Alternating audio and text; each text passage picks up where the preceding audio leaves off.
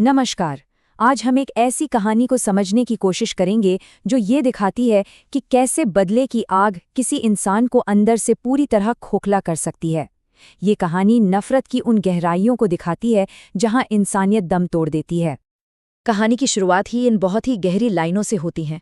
ये लाइनें बदले को एक खूबसूरत दिखने वाले जाल की तरह बताती हैं, जिसके अंदर सिवाय अंधेरे के कुछ नहीं होता। और यही शब्द पूरी कहानी का टोन सेट कर देते हैं। तो कहानी के सेंटर में है कुसुम शर्मा और उनका बेटा आरव। ऊपर से देखने पर उनकी जिंदगी बिल्कुल नॉर्मल लगती है, लेकिन इस नॉर्मल जिंदगी के पर्दे के पीछे एक बहुत गहरा राज छिपा है। और ये राज जुड़ा है कुसुम के हर रात घर से गायब हो जाने से। ये जो कुसुम का हर रात घर से निकलना था, ये एक परेशान करने वाली आदत बन चुकी थी।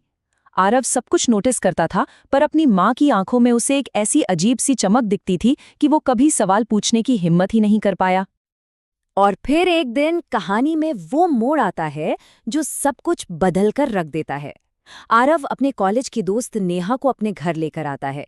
नेहा का आना एक बहुत ही मामूली सी बात लगती है, लेकिन यही वो घटना थी जिसने तबाही की एक पूरी चेन शुरू कर दी। कहानियों की दुनिया में इसे कहते हैं इंसाइटिंग इंसिडेंट। मतलब वो एक पल, वो एक घटना जो कहानी के किरदारों को एक ऐसे रास्ते पर धकेल देती है जहां से वापसी मुमकिन नहीं होती। और यहाँ नेहा का कुसुम के घर आना ही वो चिंगारी थी। तो सवाल ये उठता है कि एक माँ जो किसी के घर आने पर गर्मजोशी से स्वागत करती है, वो अचानक एक हथियार की तरह कैसे बन गई? इसका जवाब आज में नहीं बल्कि 20 साल पुराने अतीत में छुपा है। नेहा को देखकर कुसुम का जो बर्ताव था वो अचानक नहीं था। ये एक बहुत पुरानी, बहुत गहरी नफरत का नतीजा था। चलिए इस नफरत की जड़ों को समझते हैं। तो देखिए, ये सब शुरू हुआ 20 साल पहले। कुसुम विवेक सिन्हा से प्यार करती थी, लेकिन विवेक ने उसे धोखा दे दिया। सालों बाद कुसुम ने शादी की, लेकिन एक हादसे में उसके पति की भी मौत हो गई। और फिर कुछ महीने पहले उसकी मुलाकात एक बार फिर विवेक से हुई, जो अपनी जिंदगी में बहुत कामयाब और खुश था। इस मुलाकात ने कुसुम के अंदर दबी नफरत की आग को फिर से हवा दे दी। और आज जब उसे पता चला कि नेहा उसी विवेक की बेटी है, तो उसे लगा कि किस्मत उसे बदला लेने का मौका दे रही है। जैसे ही कुसुम को पता चलता है कि नेहा विवेक की बेटी है, वो इसे भगवान का इशारा मान लेती है। उसकी नफरत अब एक सोची समझी साजिश में बदल जाती है, और इस साजिश का हथियार बनता है काला जादू। कुसुम का प्लान बहुत ही खतरनाक था। वो सिर्फ चोट पहुंचाना नहीं चाहती थी, वो विवेक को धीरे धीरे, तिल तिल कर टूटते हुए देखना चाहती थी। सबसे पहले उसने काले जादू से नेहा को अपने ही बेटे आरव के प्यार में फंसाया। फिर उसने नेहा को ऐसी मिठाई दी जो असल में उसकी माँ रिया के लिए थी, ताकि वो बीमार पड़ जाए। उसका मकसद था विवेक के परिवार को अंदर से खत्म कर देना। अब जैसे जैसे रिया की हालत खराब होती जाती है, आरव का शक भी गहराने लगता है। उसे अपनी माँ की हरकतों पर शक होता है। एक रात जब कुसुम घर पर नहीं थी, उसने अपनी माँ के कमरे की तलाशी ली, और वहां जो कुछ मिला उसने उसके सारे डर को सच साबित कर दिया। ये सिर्फ अजीबोगरीब चीजें नहीं थीं, ये किसी पूजा या किसी अनुष्ठान का सामान था। ये इस बात का पक्का सबूत था कि जो कुछ भी हो रहा है वो कोई इत्तेफाक नहीं है।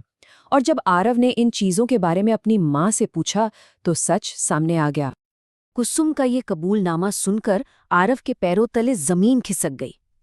ये सिर्फ एक गुनाह का इकबाल नहीं था, बल्कि उसकी नफरत का जश्न था।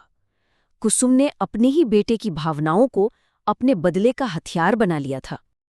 एक बार जब सच सामने आ गया, तो तबाही का जो सिलसिला शुरू हुआ, उसे रोकना नामुमकिन हो गया। कुसुम ने जो आग लगाई थी, वो अब सब कुछ जलाने वाली थी। सबसे पहले रिया की मौत हुई, ठीक वैसे ही जैसे कुसुम ने चाहा था। डॉक्टर हैरान थे, उन्हें समझ ही नहीं आ रहा था कि रिया को कौन सी बीमारी है, क्योंकि उसकी बीमारी की जड़ इस दुनिया में थी ही नहीं। रिया की मौत से नेहा पूरी तरह टूट चुकी थी। कुसुम ने इसी मौके का फायदा उठाया और नेहा को भी जहर देकर मार डाला। अब विवेक का परिवार पूरी तरह से बिखर चुका था। कुसुम का बदला पूरा हो गया था। कुसुम ने अपना बदला तो ले लिया, लेकिन इसकी सबसे बड़ी कीमत उसे अपने बेटे की जान देकर चुकानी पड़ी। आरव इस सच्चाई के साथ नहीं जी सका कि जिस माँ को वो इतना चाहता था, वो एक कातिल है और उसका प्यार सिर्फ एक धोखा था। इतनी तबाही के बाद आखिर में बचा क्या? कुछ भी नहीं। कुसुम ने अपना मकसद तो हासिल कर लिया, लेकिन आखिर में उसके हाथ पूरी तरह से खाली थे। ये टेबल देखिए, ये कुसुम की कहानी का पूरा सार है। उसका मकसद था विवेक के परिवार को तबाह करना, और हाँ, इसमें वो कामयाब रही। लेकिन अपने बेटे को बचाने में नाकाम, मन की शांति पाने में पूरी तरह नाकाम। उसने सब कुछ खो दिया। कहानी में कुसुम ने कभी एक चेतावनी सुनी थी कि काला जादू बर्बादी का रास्ता है, ये किसी को नहीं छोड़ता। और अब ये बात एक भयानक सच्चाई बनकर उसके सामने खड़ी थी। ये जादू सिर्फ उसे ही नहीं मारता जिस पर किया जाता है, बल्कि उसे भी खत्म कर देता है जो इसे करता है। और आखिर में देखिए क्या हुआ। कुसुम का लक्ष्य था विवेक को अकेला और बर्बाद करना, और हुआ ये कि वो खुद अकेली और बर्बाद हो गई। वो उसकी दुनिया तबाह करना चाहती थी और उसकी अपनी ही दुनिया उजड़ गई। वो विवेक को जिंदगी भर का दर्द देना चाहती थी, और अब वो खुद हमेशा के दर्द में जीने के लिए मजबूर थी। तो ये कहानी हमें एक बहुत जरूरी सवाल के साथ छोड़ जाती है।